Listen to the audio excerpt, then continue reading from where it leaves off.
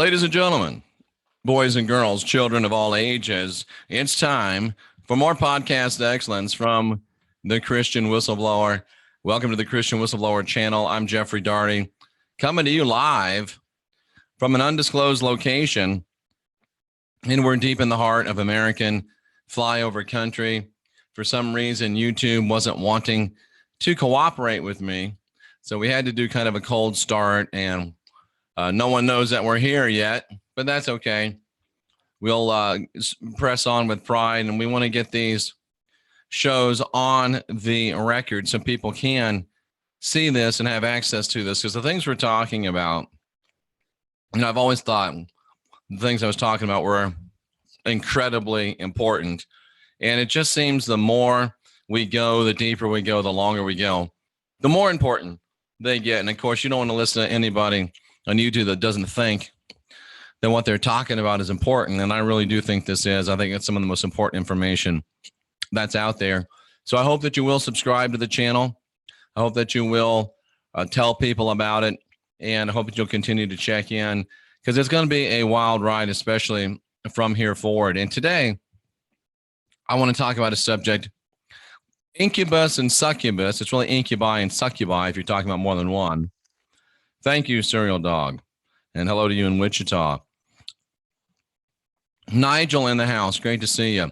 Incubi, succubi, that's more than one incubus, more than one succubus. Are these something to worry about, or are these wives' tales, so to speak? And the reason why I'm talking about this today is yesterday we started kind of baby stepping, kind of toe in the water, certainly not full polar plunge, but we started to talk about the power of human sacred sensuality. We started to talk about the power of directing human intention during sexual activity. And almost immediately, I began to get messages and emails and people just out in the general realms, I wouldn't say attacking me, but bringing up things like, oh, you got to be careful of the succubus. You got to be careful about the incubus.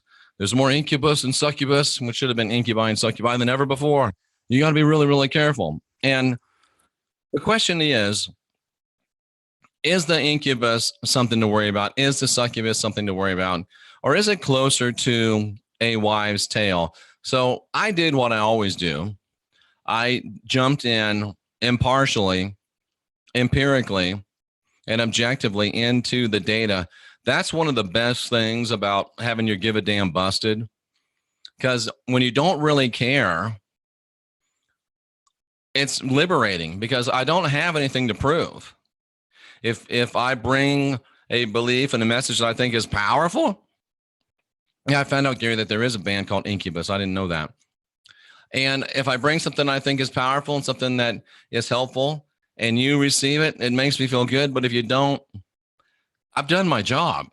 So it really is empowering to have your give a damn busted. And mine was busted long ago. So I just want to bring you objective information about the incubus, objective information about the succubus, and let you, and perhaps give you some historical context and some literary context. And Tracy says, fear of those can manifest something willing to be that for you. Tracy, as normal, hits it right on the head. Let's talk about these entities. Basically, what an incubus is a demon believed to be in male form. And we're going to get to that. I'm going to share some of my own theories about the incubi and the succubi. Incubus is supposed to be a male demon who, according to myth and according to legend, will come upon sleeping women and have sex with them. Sometimes men, but generally mostly women, but sometimes men, which looms large in our discussion here. So supposedly there's this incubus demon that will come. It's a male demon, will have sex with women. Then there's a succubus. And traditionally, a succubus is the female version of the incubus. But again, sometimes they do cross over, and this, I think, is going to really figure large in what we learn and what we discover. Now, interestingly enough, my thinking as I was going through this was,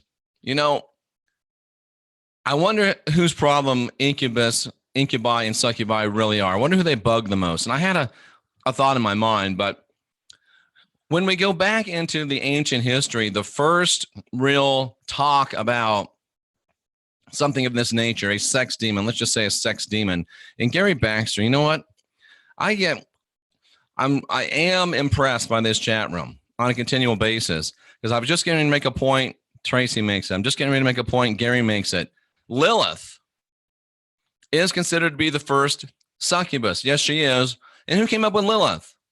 Well, Lilith was brought back by the rabbinical, Talmudic, Jewish priestly class, the Levites, the Cohenites, if you will, brought back from their stay in Babylon, because the first mention of an incubus comes from Mesopotamia, Babylon, where this being is called Lilu. Then there was a female counterpart called Lilitu. So you don't have to extrapolate very far to find the original first sexy boogeyman, sexy boogie woman, Lilith, and the first boogeyman of sex within Abrahamic religion. And as I went through and studied, except for that one mention of Lilith, Lilitu, being from Babylon and being brought into Abrahamic faith through the Jewish priests, through the Jewish Levites, who were the priests, the Cohenites, the rabbis, the rabbinical literature, the Talmudic literature. That's where Lilith comes from, period. She's nowhere else. Maybe one abstract mention that could be her within the Old Testament scriptures, the Hebrew scriptures, but Lilith and the whole concept in the Western world of the succubus and the incubus is brought to us by the courtesy of Talmudic, rabbinic, priestly, Levitical, Cohenite Judaism. And it's so interesting because all of the debate, all of the writing, and by all, I don't mean exhaustively, but most of it comes from Christian sources. Starts off with Judaism, Talmudic and rabbinic literature, comes down through St. Augustine, ladies and gentlemen. St. Augustine was a Christian theologian, and his writings greatly influenced Western Christianity, Western philosophy. And St. Augustine talked about, and it just blew my mind, St. Augustine talked about the incubus and the succubus in his classic, The City of God. Can you believe that? And really the whole title of that book is On the City of God Against the Pagans. And surprisingly, the pagans have very little problem with incubi. The pagans have very little problem with succubi. The Christians are the ones having the problems with them. St. Augustine wrote in The City of God that there were too many alleged attacks by incubi to deny them. He stated there's a very general rumor, and many have verified it by their own experience, and trustworthy persons have corroborated the experience others told. And these things, commonly called incubi, have often made wicked assaults about women. They're so into this stuff, ladies and gentlemen, that they actually debate and write and go back and forth upon, talking about like the reproductive capabilities of these demons. So much so that 800 years, St. Thomas Aquinas argued that even though incubi and succubi were real, okay, St. Augustine, Talmud, rabbi, Levitical, Cohenite, St. Augustine, Thomas Aquinas argued that they couldn't have children with demons. And this takes you all the way back to Bethlehem. And you start thinking about, Mary, sleep paralysis, impregnated by something, some male. Maybe I'm wrong. Maybe it wasn't a UFO. Maybe it wasn't an alien abduction. Maybe the Jesus myth character was the result of an impregnation of Mary by a incubus, which begs the question, Rocky Stucci, is the being that has stolen the tetragrammaton, is the God of the Bible an incubus? Ooh, hey, A, B, C, D. I just connect the dots.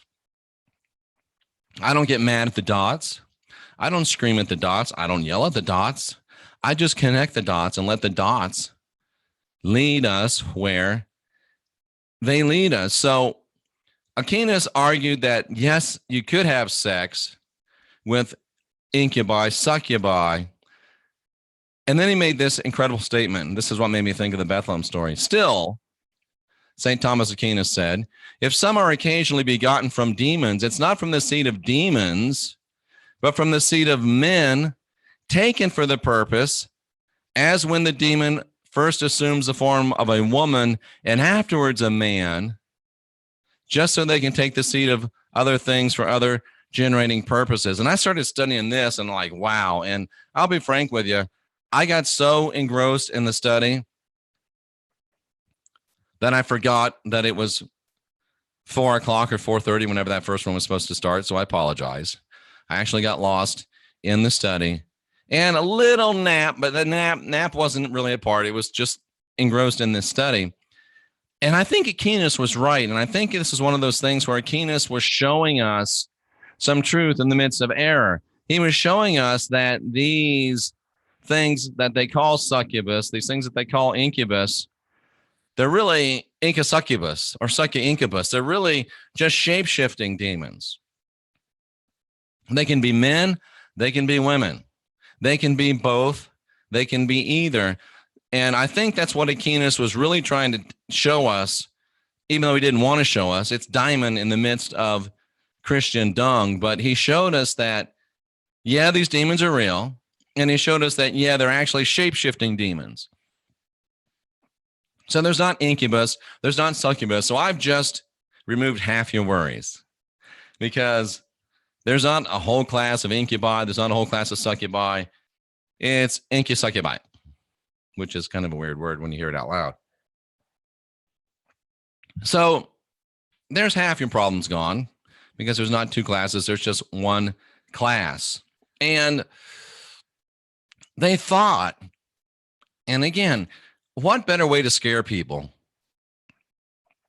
about sex than to tell them, if you start thinking about sex, especially before you go into sleep, this shape-shifting demon is going to come and it's going to have sex with you, and it's going to take your seed, mister, and it's going to go over there and put it in this girl, and you're going to have to pay child support. I mean, if being subjected to the child protective services, if being subjected to the child court system doesn't terrify you, nothing will. It's fear, it's guilt, it's control, ladies and gentlemen. And not to be outdone, King James. That's right, ladies and gentlemen, King James. In his dissertation called Demonology, which I happen to have a copy of, King James, yeah, that King James, suggested that a devil would carry out two methods of impregnating women. The first, steal the sperm out of a dead guy and deliver it into a woman. You're not even safe when you're dead. Your junk can be in a trunk 6 feet under, and you're still not safe. Wow. Or a demon could, what does it say? It says, delivered into the woman. If the demon extracted the semen quickly, I don't mean to laugh. The transportation of the substance cannot be instantly transported to the female host, causing it to go cold.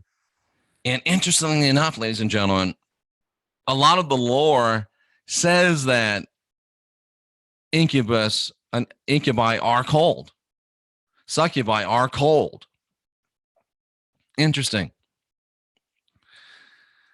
This explains his view that they're the same demonic entity. King James said that succubi and incubi were the same demonic entity, and they only manifested themselves into these different forms, which, being the researcher that I am, and having just finished the study about the Roman Catholic Church and its institutional abuse of children, and we know that there's institutional abuse of women and nuns as well. And I found it was just a little throwaway phrase that said that when a nun would come up pregnant in a convent,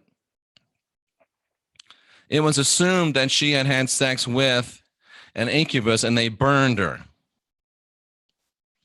Now, call me a cynic, but when we know that there's been ritualistic, institutional abuse of children and ritual, institutional abuse of nuns, what better way?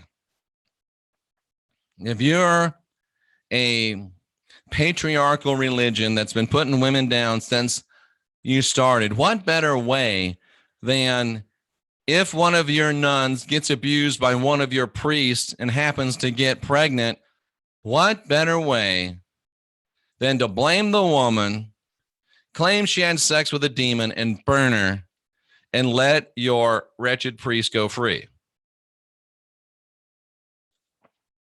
These things aren't thought up in a vacuum, ladies and gentlemen. These things, these dots, they connect. They connect. They connect. And in the TMI information, these entities are identified by their unnaturally large or cold penis or breasts. Yeah, and that they can appear bisexually to attack either men or women. And to make it even weirder, when you think about the Camelot story, King Arthur, how it was really an alternative to, in some ways, the Christian tales. And of course, Merlin of King Arthur fame, the magician, was supposed to have been born as a result of sex with an incubus and his mother. And then, just to finish up the nuttiness, and I think bring us to a great place of being able to draw some conclusions and make some statements, the Malleus Maleficarum. Is that how you pronounce that? The Malleus Maleficarum. The Malleus Maleficarum, usually translated the Hammer of the Witches, is the most thorough, allegedly, treatise on witchcraft ever written. It was written by, surprise, surprise, Catholic clergyman Heinrich Kramer, published in Germany in 1487. And thank God that this Catholic priest was able to write a whole book about how to get rid of these female witches. And he was able to give us 5 ways of getting rid of incubi and succubi. Conveniently enough, all of them eliminating the witnesses if it was some type of a rape or sexual abuse. Wow. Wow. Isn't that interesting, ladies and gentlemen? So what is really What is really this fear of the incubi? What is this fear of the succubi? I submit to you that by tracing it back step by step to its origins, by reviewing the historical lore and literature of it step by step coming forward, any give a damn busted, objective, empirical, scholarly mind would likely conclude that the incubus, that the succubus is really little more than an invention of Abrahamic religion to keep people afraid about the subject of sexuality, to keep people afraid about the idea of when the central figure of the Christ myth says, if you even look at a woman lustfully, you've committed adultery. And that same central figure tells you that adulterers go to hell. You live in abject terror of sexual attraction. And what is, other than needing to eat and needing to get rid of that which you've eaten, is there another urge and drive in humans stronger than sex? I'll go there tomorrow. No, there's not. Why is the human sex drive, urge, why is there such power in human sexuality? Why? Ladies and gentlemen, there's something very big, very deep, long hidden that they want to keep us away from. Yeah, breathing would be up on that list too, Gary. Doesn't say basic human passion, need, desire, hunger. And interestingly enough, we're not really, they always said, oh, man's born with a God-shaped hole. No, he's not. No, he's not. Only when a man or a woman doesn't realize who they are do they start looking outside of themselves. It's only after a human's been beaten, battered, broke, busted, disgusted that they realize, oh, can I just find a God to bail me out? Can I find a God to help me? If you're divine, if you're sovereign, if you're free, if you're empowered, if you're optimized, you don't feel like you got to run to some celestial Santa Claus. You're divine, you're powerful, you're free. You love yourself, you love your neighbor. Everything's good. Everything's good. But here comes the church to tell you how bad it really is. If one of the base drives of humans, the sex drive, is evil, then the gods that created us are equally as evil. But the gods that created us are powerful, creative, loving, manifesting of great worlds. And what if the two are connected, ladies and gentlemen? Incubus, succubus. If you want to look for them, you can find them. And if you really want to go down that path, there's very little I can do to help you, and really very little interest I'd have in trying, because if you want to do that, cousin, I got no time for you. You need way too much help and probably don't want it. And that's okay. Whatever you want to do. But I think the takeaway, what I was trying to bring was incubus, succubus, made up rabbinical literature, Talmudic literature, Christian literature, King James, to scare you away from understanding and, their God forbid, actually wanting to understand, express, guide, direct, control, and manifest your power. You're a powerful individual. They don't want you to know it, and I'm here to show it. We are divine. We are sovereign. We are free. Within us is the creative power of divinity. And instead of bitching and moaning and complaining and crying of why doesn't God do something, we're divine. We're sovereign. We're free. Why do you say we do something? Why do you say we do something? Maybe it's not this failed, flawed, phony little g entity that's been in charge of things. Maybe the problem is really ours. Maybe the fault's really ours for not kicking him the hell out of here and becoming the next generation of new gods that we're meant to be.